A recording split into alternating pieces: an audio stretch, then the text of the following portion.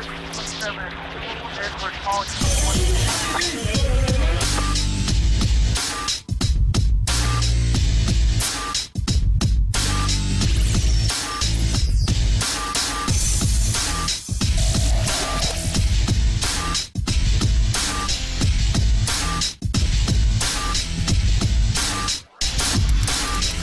Lourdes hay miles de personas. Según la ley española, aunque el banco se quede con tu casa porque no puedes pagarla, si ha perdido valor, le sigues debiendo el resto de la hipoteca pendiente.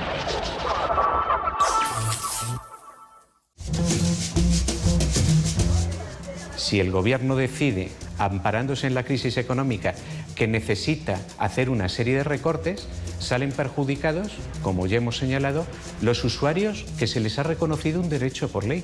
Cuando una persona depende para comer, para vestirse, para lo esencial de otra, estamos hablando de los más débiles y esas personas no se las puede dejar tiradas como está haciendo este gobierno. Los recortes son completamente ideológicos. Afortunadamente tiene hermanas.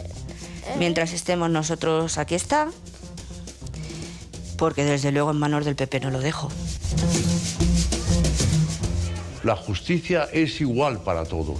Y el caso Urdangarín lo que está poniendo de manifiesto pues es el grado de inmunidad y de impunidad con la que han actuado. La ley de transparencia existe en casi todos los países occidentales y democráticos. Es la monarquía menos transparente que hay en Europa.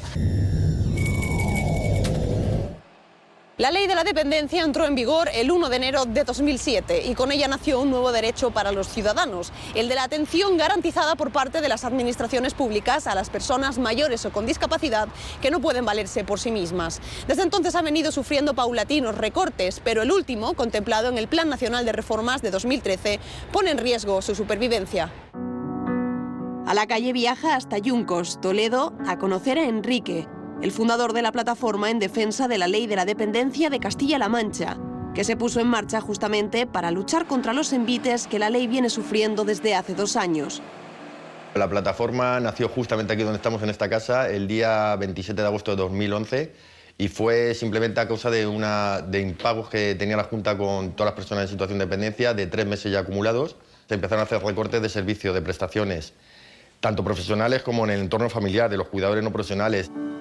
Enrique tiene a su cargo a su madre Ángeles, de 86 años, una de los 700.000 españoles beneficiarios de la ley.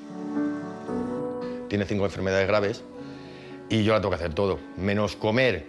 Y aún así, si es algo de partir también se lo tengo que dar, yo la tengo que llevar para allá, para acá, ducharla, asearla, o sea, todo prácticamente. O sea, es un continuo diario. Si tengo que salir a cualquier sitio, siempre tiene que quedarse aquí alguien. El 1 de mayo, día festivo en España, el Gobierno colgó en su página web y sin anuncio oficial el Plan Nacional de Reformas para 2013.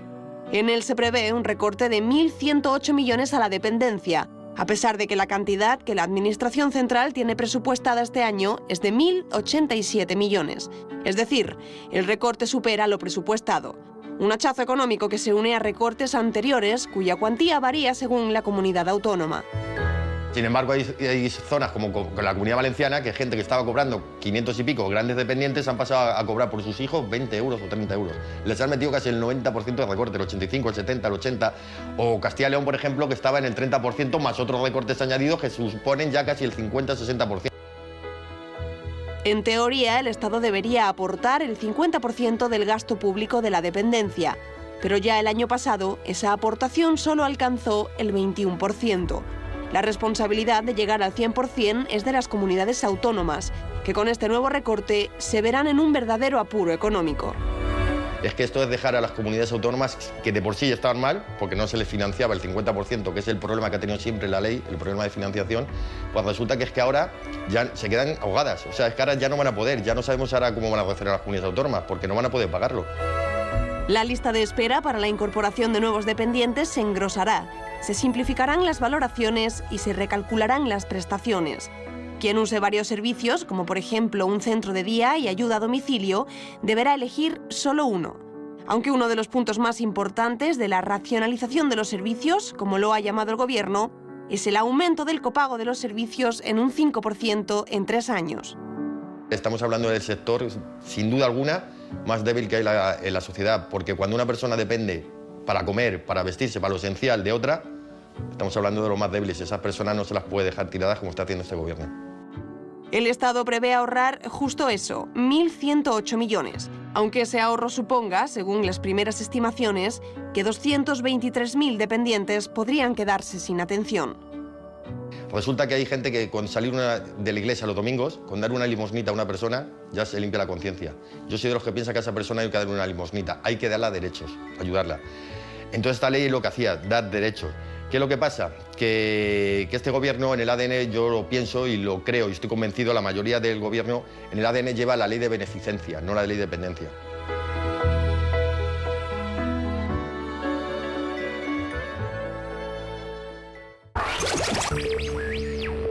Varios escándalos han minado la imagen de la monarquía española en el último año. La hija del rey está bajo sospecha en un caso de fraude. Su marido está imputado. No corren buenos tiempos para el rey y su entorno. Los titulares y las polémicas han hecho que la monarquía viva su propia crisis.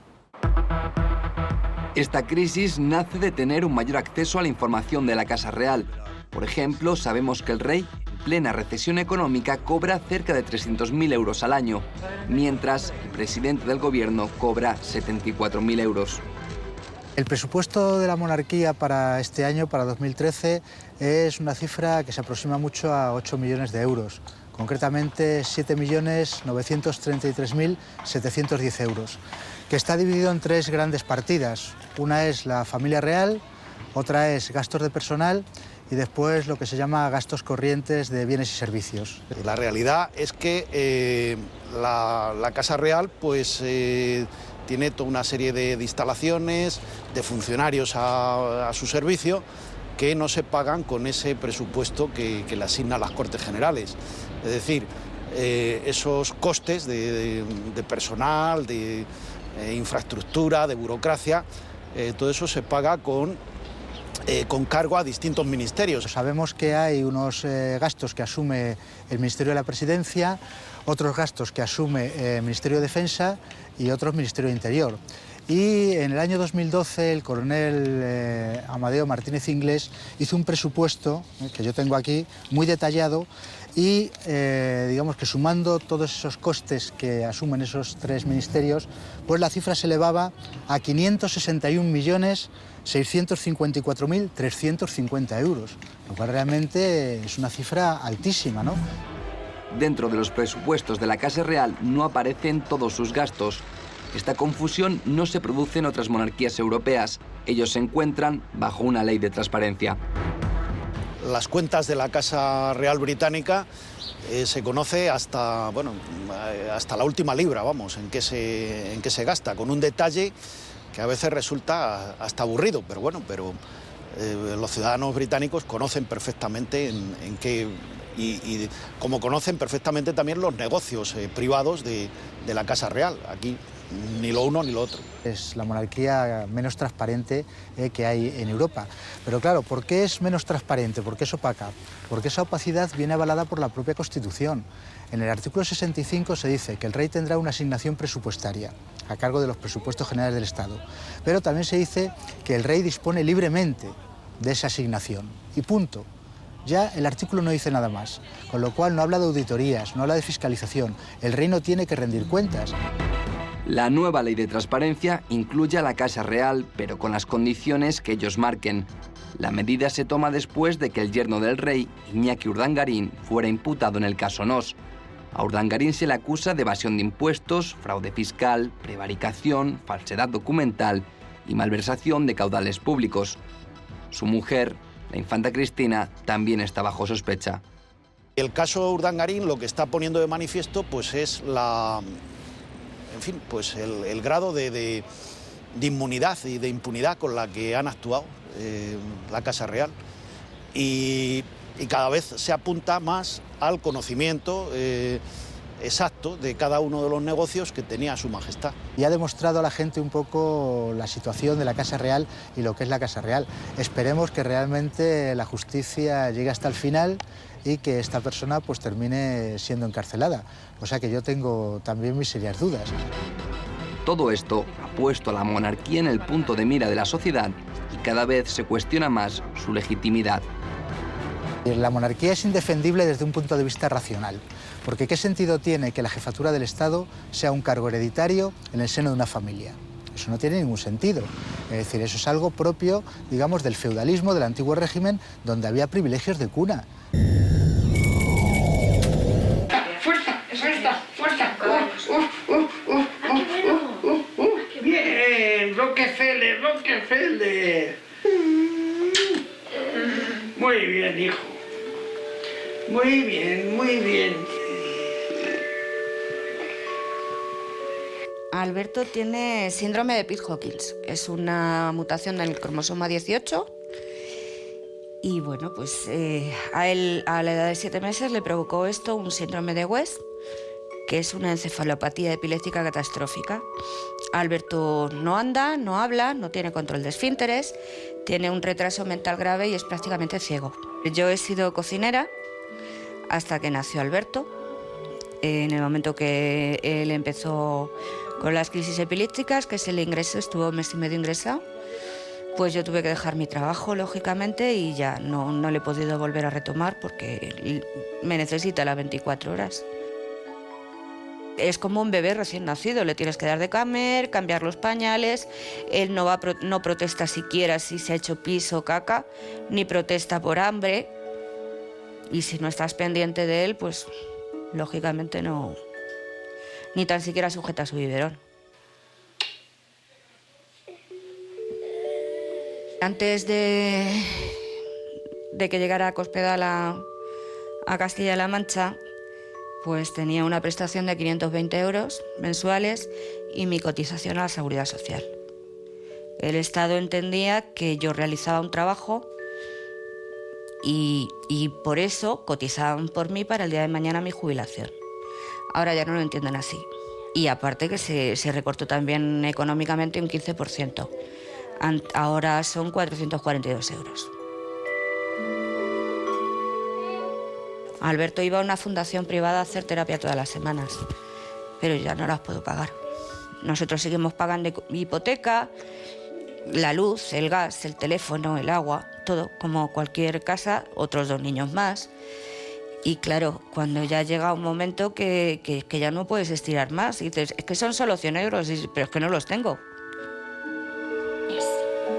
Hola, amiguito. Hola, amiguito, ya has venido del cole.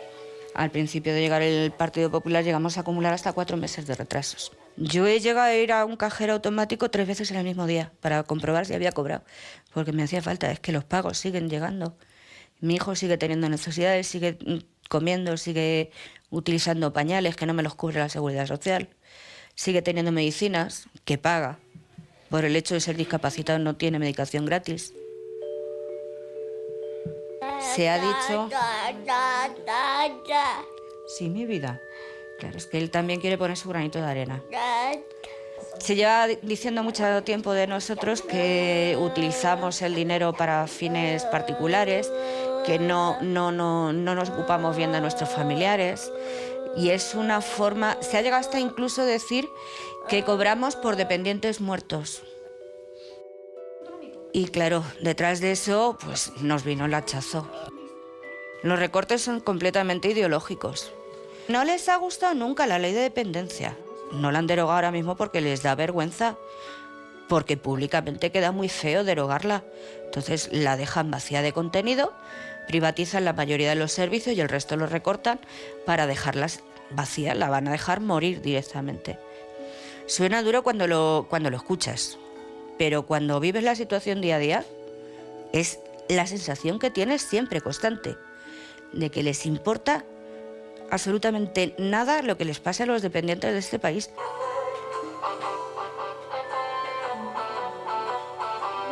Ay, el futuro de Alberto es muy complicado. Hay veces que me da miedo pensar en él. Alberto tiene muy pocas posibilidades de, ser independiente nunca. Eso lo tengo súper claro. No sé si conseguirá andar alguna vez. Hablar tampoco hablará. Y bueno, pues afortunadamente tiene hermanas. Mientras estemos nosotros, aquí está. Porque desde luego en manos del PP no lo dejo. si tengo que saber que mi hijo acaba en manos de un gobierno al que no le importa nada, es que no sé.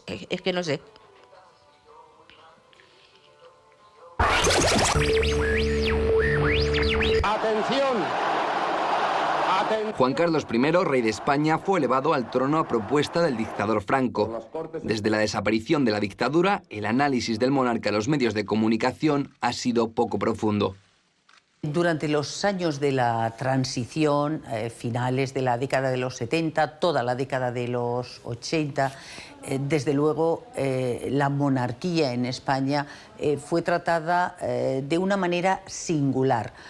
Digo singular porque generalmente se abordaba escasamente todo lo que rodeaba a la corona y a la forma de Estado en España. Censura, autocensura, no se ensuciaba su imagen. Aunque hubiera temas en los que pudiera salir mal parado, que no había muchos porque sí que el papel de la transición es muy reconocido, pero sí que si había algo que le podía ensuciar, yo creo que no se daba. Por censura propia del medio y porque ellos tuvieran tentáculos, no sé, eso lo ignoro, pero en cualquier caso no se hablaba. Franco decidió que Juan Carlos de Borbón le sucedería en la jefatura del Estado a título de rey. El cargo lo diferenció del presidente del país y eliminó a cualquier figura de oposición. Esto le otorgó una posición privilegiada ante posibles críticas. La jefatura del Estado está un poco por encima de todo ese juego político porque es el garante de la estabilidad. Desde ese punto de vista, efectivamente, se cuidan bastante los términos que se emplean desde el punto de vista mediático para tratar a la Casa Real o a la Corona. Pero varios hechos rompieron este privilegio. Primero, la imputación de Urdangarín a finales de 2011 y poco después, otro escándalo.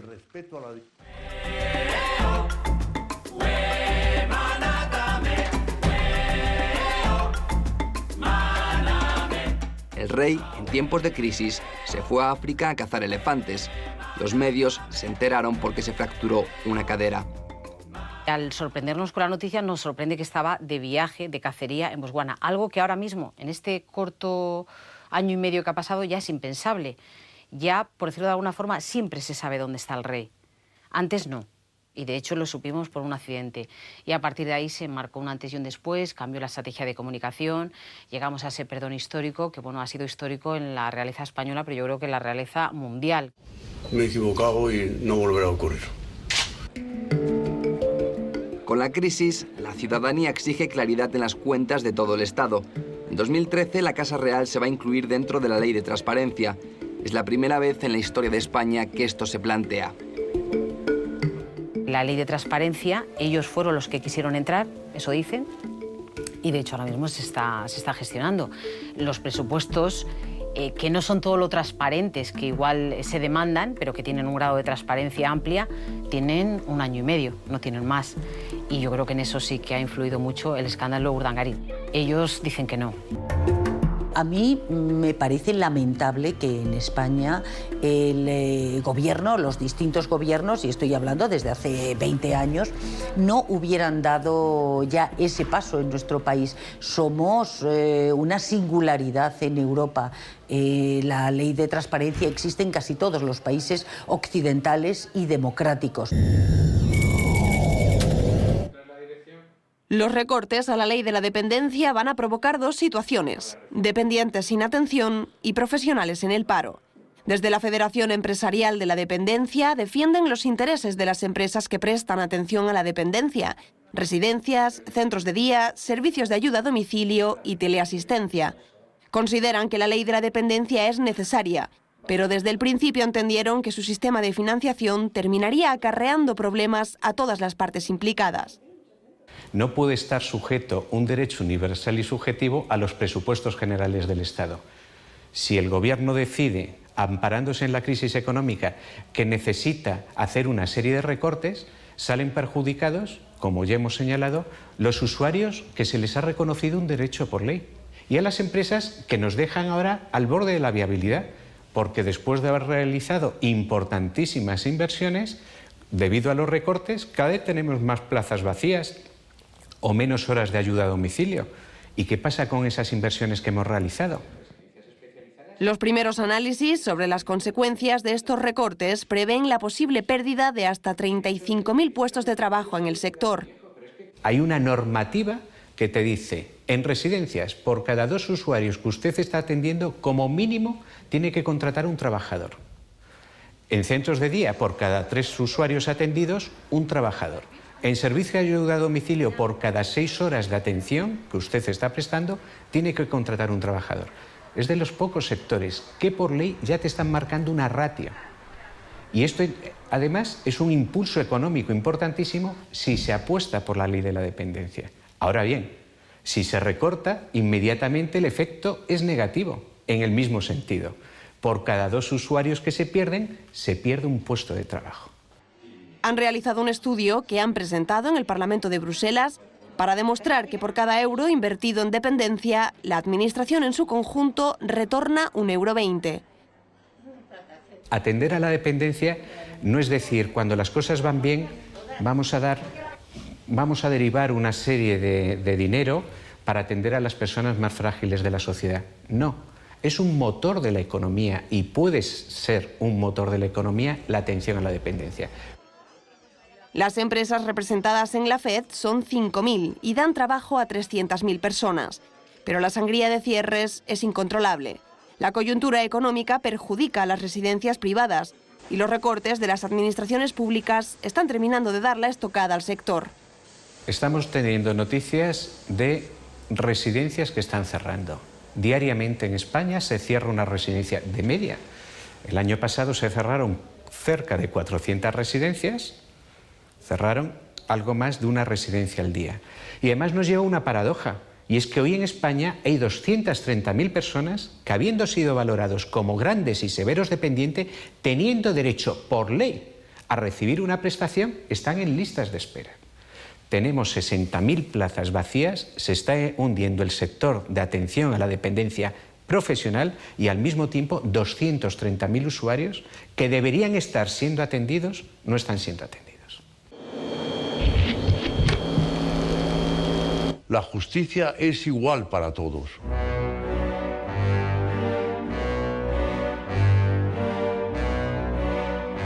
En 2011 el rey, en su tradicional discurso navideño, lanzó esta afirmación.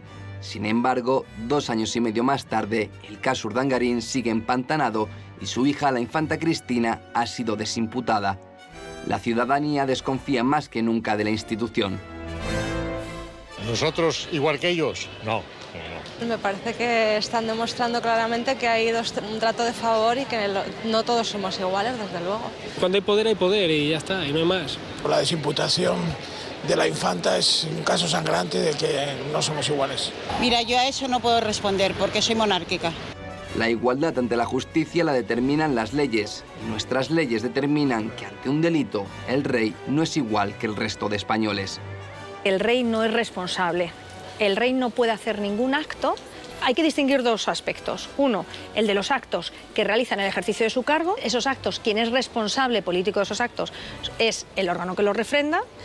Y, por otra parte, los actos de carácter personal. Entonces, en los actos de carácter personal, la inviolabilidad del rey supone que no puede ser sometido a ningún tipo de procedimiento. Sus actos, él es irresponsable desde el punto de vista penal, desde el punto de vista civil. Tampoco son iguales ante la ley los miembros de la familia real. Ellos también tienen privilegios por pertenecer a esta institución no democrática. Al resto de familia como privilegio se les reconoce, por ejemplo, en el artículo 411 de la Ley de Enjuiciamiento Criminal, que todos tenemos obligación de ser testigos en un procedimiento, salvo al rey, a la reina, sus consortes, al príncipe heredero y su consorte. Y al resto de familia real, el único privilegio que se les reconoce, porque no tienen ningún otro, es que pueden hacer la declaración testifical por escrito, como se les reconoce a otros órganos, a un presidente de una comunidad autónoma, etcétera, o a los miembros del Congreso, el Senado, etcétera. En las repúblicas los privilegios del jefe de Estado son distintos. La diferencia está marcada por la historia y la evolución de la jefatura del Estado español.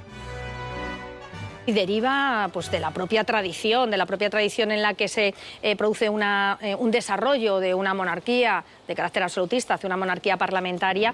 Lo que se reconoce es esa inmunidad, pero se reconoce no solamente al monarca, sino que también se reconoce a los presidentes de república, más limitada y evidentemente cesa cuando dejan de ser presidentes de la República, al ser elegidos, en ese momento cesa su inmunidad, pero por ejemplo en Francia Chirac fue presidente de la República y ha sido imputado por hechos anteriores a haber sido presidente de la República. En la Constitución española de 1978 se dice que la abdicación del rey será regulada a través de una ley.